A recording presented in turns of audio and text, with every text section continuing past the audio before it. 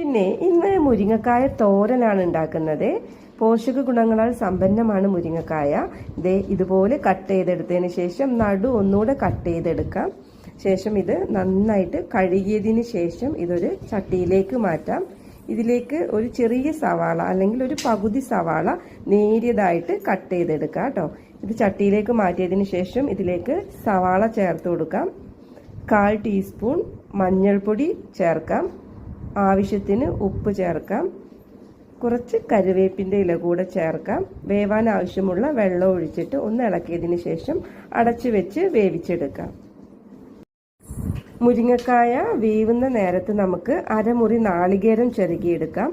തോരനിലേക്ക് അരമുറി നാളികേരവും കുറച്ച് കറിവേപ്പിൻ്റെ ഇലയും 4-5 വെളുത്തുള്ളിയും എരിവിന് ആവശ്യമുള്ള പച്ചമുളകും 1/4 ടീസ്പൂൺ നല്ല ജീരകവും 1/4 ടീസ്പൂൺ മഞ്ഞൾപ്പൊടിയും ചേർത്ത് മിക്സിയിൽ ഇതൊന്ന് ഒതുക്കിയെടുക്കാം. ഈ ഒരു തോരനിൽ നമ്മൾ വെളിച്ചെണ്ണ ഉപയോഗിക്കുന്നേ ഇല്ല കേട്ടോ. മുരിങ്ങക്കായ വെന്ത് വന്നിട്ടുണ്ട്. ഇനി ഇതിലേക്ക് നമ്മൾ ഒതുക്കി വെച്ചിട്ടുള്ള നാളികേരക്കൂട്ട് ചേർത്ത് കൊടുക്കാം. മിക്സ് ചെയ്തതിന് ശേഷം ഒരു 5 മിനിറ്റ് ചെറിയ തീയിൽ അടച്ചു വെച്ചിട്ടൊന്ന് ആവി കയറ്റിയെടുക്കാം. മുരിങ്ങക്കായ തോരൻ റെഡി ആയിട്ടുണ്ട്. ഇനി നമുക്ക് ചോറ് വിളമ്പാം കേട്ടോ. ഇന്ന് ചോറിന് മാങ്ങയിട്ട ചെമ്മീൻ കറിയാണ്, തേങ്ങ അരച്ച് വെച്ചതാണ്.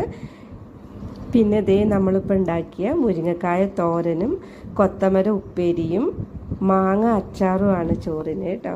അപ്പോൾ ഈ ഒരു വീഡിയോ ഇഷ്ടമായെങ്കിൽ ഒന്ന് കൂടെ കൂട്ടിക്കോണേ. അപ്പോൾ അടുത്തൊരു വീഡിയോ ആയിട്ട് വീണ്ടും